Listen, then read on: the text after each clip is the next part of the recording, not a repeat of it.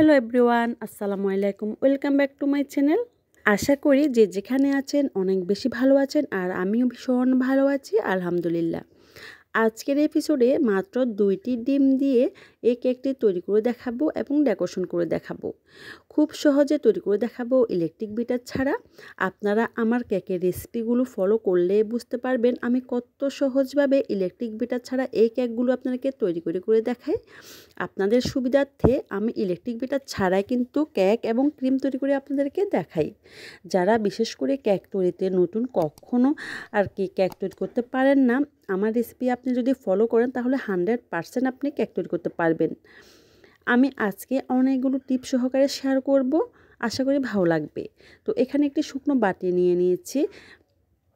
1/4 cup হচ্ছে এখানে আমি প্যাকেটের আটা দিয়েছি, 1 টেবিল চামচ কর্নফ্লাওয়ার, 1/2 চা চামচ বেকিং পাউডার দিয়ে ভালো করে মিশিয়ে একপাশে রেখে দিচ্ছি। আমি কিন্তু সব সময় সব ধরনের কেকের রেসিপি প্যাকেটের আটা দিয়ে তৈরি করি, ময়দা দিয়ে কিন্তু তৈরি করি না। তারপরও আলহামদুলিল্লাহ আমার কেকগুলো অনেক বেশি সুন্দর হয়। তারপর আরেকটি শুকনো বাটি নিয়ে নিয়েছি, রুম টেম্পারেচারে থাকা এখানে 2টি ডিম নিয়ে নিয়েছি। ডিমগুলো একটু বড় বড় সাইজের নেওয়ার চেষ্টা করবেন, তাহলে কেকগুলো অনেক বেশি পারফেক্ট হবে। তো কুসুমগুলো খুবই সাবধানতার সাথে আলাদা করে নিয়েছি, 2 চিমটি লবণ অ্যাড করে দিয়েছি। তো আমি আজকে ইলেকট্রিক বিটার ছাড়া তৈরি করে দেখাবো, তো সেজন্য নিয়েছি একটা হ্যান্ড উইক্স। প্রথমে এইভাবে করে কিছুক্ষণ ফেটিয়ে নিয়েছি। তারপর যেভাবে আমরা ডালগুটি সেমভাবে করে বিট করে নিচ্ছি, এইভাবে করে সামান্য একটু বিট করলেই দেখতে পাবেন যে একদম ফোম হয়ে আসছে। অনেক বেশি কিন্তু সময় লাগে না, খুবই অল্প সময় কিন্তু হয়ে যায়। দেখতে পাচ্ছেন হয়ে যাচ্ছে। এখন হচ্ছে এখানে চিনি অ্যাড করে দিচ্ছি মেজারমেন্ট কাপের 1/4 কাপ দিয়ে খুবই আলতো হাতে মিশিয়ে নিচ্ছি, যাতে করে চারিদিকে ছড়িয়ে ছিটিয়ে না পড়ে যায়। তারপর সেমভাবে করে আরেকটু বিট করে নিচ্ছি। তো ইলেকট্রিক বিটারে কিন্তু কোনো প্রয়োজন নেই, আশা করি আপনারা সেটা দেখে বুঝতে পারছেন। তো চিনিগুলো মেল্ট হওয়া পর্যন্ত কিন্তু বিট করে নিতে হবে, চেক করে নিতে হবে যে চিনিগুলো মেল্ট হয়ে গেছে কিনা। ফ্রিজের ডিম দিয়ে কিন্তু কখনো আপনারা কেক তৈরি করবেন না। যে ডিমগুলো দিয়ে আপনি কেক তৈরি করবেন, আপনারা চেষ্টা করবেন ওই ডিমগুলো হচ্ছে নর্মাল টেম্পারেচারে রেখে দেওয়ার জন্য।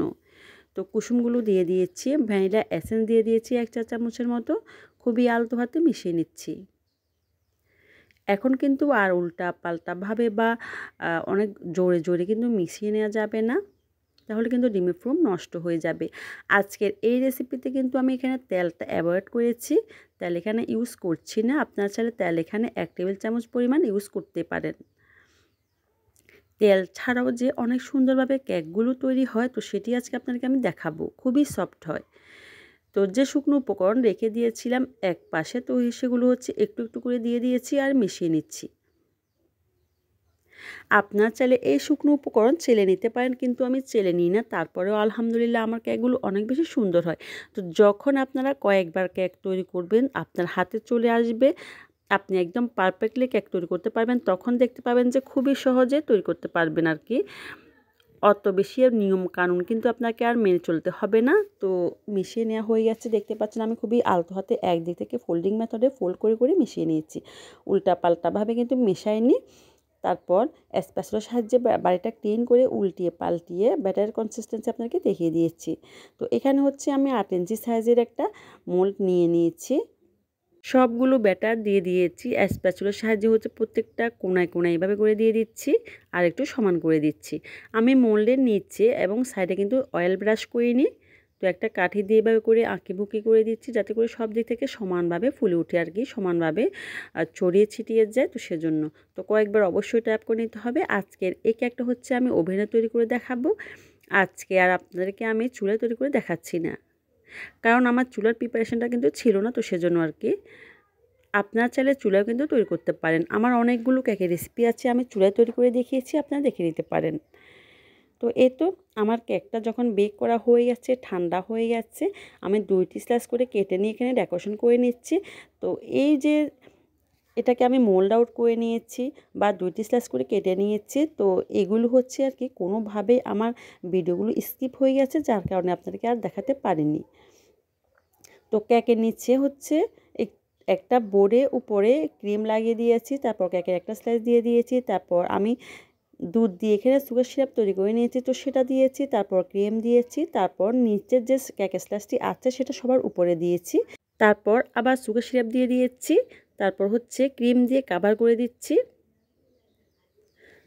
আপনারা চাইলে কেকগুলো ক্রাম কোটিং করেও কিন্তু নর্মাল ফ্রিজে 10 মিনিটের জন্য রাখতে পারেন, কিন্তু আমি খুবই কম আর কি ক্রাম কোটিং করি, একদম ফিনিশিং করেই হচ্ছে আমি নর্মাল ফ্রিজে রাখি। যদি আপনাদের হাতে সময় থাকে তাহলে ক্রাম কোটিং করে নর্মাল ফ্রিজে একটু রাখতে পারেন, তারপর হচ্ছে মেইন ফিনিশিংটা দিতে পারেন। তো সেই কাজটি কিন্তু আমি করি না, আমি সব সময় হচ্ছে একদম ফাইনাল ফিনিশিং দিয়ে হচ্ছে নর্মাল ফ্রিজে রেখে দিচ্ছি। তারপরে এই যে স্কোয়ার সাইজের কেকগুলো একটু ফিনিশিং করতে কিন্তু সময় লাগে আর কি, একটু ঝামেলা, তাও একটু আলতো হাতে একটু ধীরে সুস্থে করে নেবেন। তো আমার হয়ে গেছে ফিনিশিং করে নিয়ে আমি বোর্ডটাকে ক্লিন করে নিচ্ছি একটা টিস্যু পেপারের সাহায্যে। তো এখন হচ্ছে নর্মাল ফ্রিজে রেখে দেবো 1 ঘন্টার জন্য। 1 ঘন্টা কিন্তু কেকটা পুরোপুরি সেট হয়ে যাবে। কিভাবে কেকের মধ্যে 10 মিনিটে বা 5 মিনিটে খুব সহজেই আপনারা ফিনিশিং আনতে পারবেন তার উপরে ডিটেলসে একটা রেসিপি আমার চ্যানেলে দেওয়া আছে, আপনারা ওই রেসিপি দেখলে কিন্তু বুঝতে পারবেন। তো এই কেকটাকে দেখুন আমি একটু ডেকোরেশন করে নিচ্ছি এখন। তো একটা প্লেট নাইফের সাহায্যে এইভাবে করে ক্রিম দিয়ে এই যে ডিজাইনটা আমি সাইডে দিয়ে দিচ্ছি।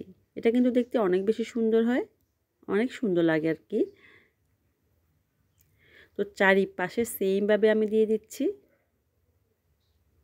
তো এই তো দেখুন দিয়ে দেওয়া হয়ে গেছে। এখন হচ্ছে উপরে আমি এই যে একটু ডেকোরেশন করে নিচ্ছি। তো এখানে আমি 3 কালারের ক্রিম ইউজ করব। তো আমি প্রতিটা আলাদা আলাদা করে পাইপিং ব্যাগে ভরে নিয়েছি সুবিধার্থে। তো এখন 2D নজলের সাহায্যে হচ্ছে এইভাবে করে আমি ফুলগুলো দিয়ে দিচ্ছি। আপনারা চাইলে একটু বড় সাইজের ফুলও সেম নজল দিয়ে দিতে পারেন, চাইলে একটু ছোট সাইজের ফুলও কিন্তু সেম নজল দিয়ে দিতে পারেন। তো এই কেকটা হচ্ছে এখন অনেক বেশি ট্রেন্ডিংয়ে চলতেছে, তো সেজন্য আমি এই কেকটা একটু তৈরি করলাম আর কি, আপনার সাথে শেয়ার করলাম। তো আশা করি ভালো লাগবে আর কি, দেখতে অনেক বেশি কালারফুল এবং অনেক বেশি সুন্দর লাগে। আসলে এখানে বলে দেওয়ার কিন্তু কিছুই নেই, আপনাদেরকে দেখে কিন্তু বুঝে নিতে হবে। তো কেক তৈরি হচ্ছে আর কি একটা আর্ট, আপনি যেভাবে এই কেকটাকে সাজাবেন ওইভাবে কিন্তু কেকটা সেজে উঠবে বা কেকটাকে দেখতে ভালো লাগবে। সেটা আপনি আপনার মনের মতো, মনের মাধুরী মিশিয়ে কেকটাকে ডেকোরেশন করলে কিন্তু অনেক বেশি সুন্দর হবে ইনশাল্লাহ। যারা হচ্ছে কেক তৈরিতে একেবারে নতুন তাদের ক্ষেত্রে একটু সমস্যা হতে পারে। যখন আস্তে আস্তে কয়েকবার তৈরি করবেন তখন দেখবেন যে আপনি একদম 100% পারফেক্ট হয়ে গেছে আপনার রেসিপি, আপনি খুব সহজে কিন্তু তৈরি করতে পারবেন। আর 2-1 বার যখন তৈরি করবেন তখন এরকম একটু নষ্ট হতেই পারে, তাতে কিন্তু কোনো সমস্যা নেই, তবে হাল ছেড়ে দিলে কিন্তু চলবে না। একবার না হলে কিন্তু বারবার আপনাকে চেষ্টা করতে হবে, তাহলে দেখবেন আপনি পেরে গেছেন। যখন আমি নতুন নতুন কেক তৈরি করেছি আমার ক্ষেত্রে কিন্তু অনেকবার সমস্যা হয়েছে, আমি কিন্তু পারিনি, তাও কিন্তু আমি হাল ছেড়ে দিইনি। একদম 100% পারা পর্যন্তই কিন্তু আমি কাজটা চালিয়ে নিয়েছি। আর অনেক জিনিসই কিন্তু তখন আমার নষ্ট হয়েছে, তাও কিন্তু আমি হাল ছেড়ে দিইনি। তো উপরে হচ্ছে আমি 4 কালারের ক্রিম দিয়েছি, তারপর নিচে হচ্ছে একটা বড়া দিয়ে দিচ্ছি। এটা কিন্তু না দিলেও কোনো সমস্যা হতো না, এমনিতে কিন্তু কেকটাকে দেখতে অনেক সুন্দর লাগছিল। তাও যখন ক্রিম রয়ে গেছে তো একটা বর্ডার কিন্তু আমি দিয়ে দিয়েছি।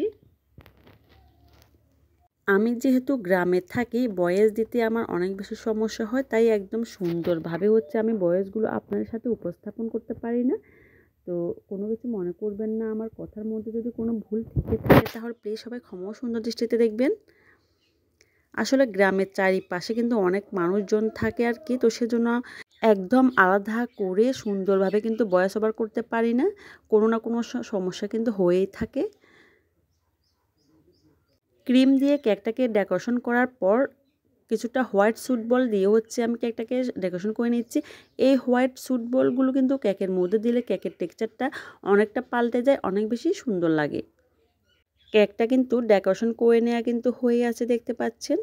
দেখতে কিন্তু মাশাআল্লাহ খুবই সুন্দর লাগছে কেকটাকে, আমার কাছে তো ফাইনালি অনেক বেশি সুন্দর লেগেছে। আপনাদের কাছে কেমন লেগেছে অবশ্যই আমাকে কমেন্ট করে জানাবেন। আর যদি আমার রেসিপি আপনাদের একটু ভালো লেগে থাকে বা উপকারে এসে থাকে তাহলে প্লিজ সবাই আমার চ্যানেলটাকে সাবস্ক্রাইব করবেন, আমাকে লাইক এবং কমেন্ট করে অনেক বেশি উৎসাহিত করবেন। আপনাদের একটি লাইক এবং একটি কমেন্ট আমাকে অনেক বেশি উৎসাহিত করে পরবর্তী ভিডিও তৈরি করার জন্য। আর আপনাদের একটি লাইক একটি কমেন্ট আমার চ্যানেলটাকে অনেক দূর নিয়ে যেতে পারে, অনেকজন মানুষের কাছে পৌঁছে দিতে পারে। আপনাদের সাপোর্ট এবং আপনাদের ভালোবাসা আমার অনেক বেশি প্রয়োজন। আজকের মতো এখানে বিদায় নিয়ে নিচ্ছি। সবাই ভালো থাকবেন, সুস্থ থাকবেন, সবাই সবার জন্য দোয়া করবেন, সবাই নিরাপদে থাকবেন। আসসালামু আলাইকুম, আল্লাহ হাফেজ।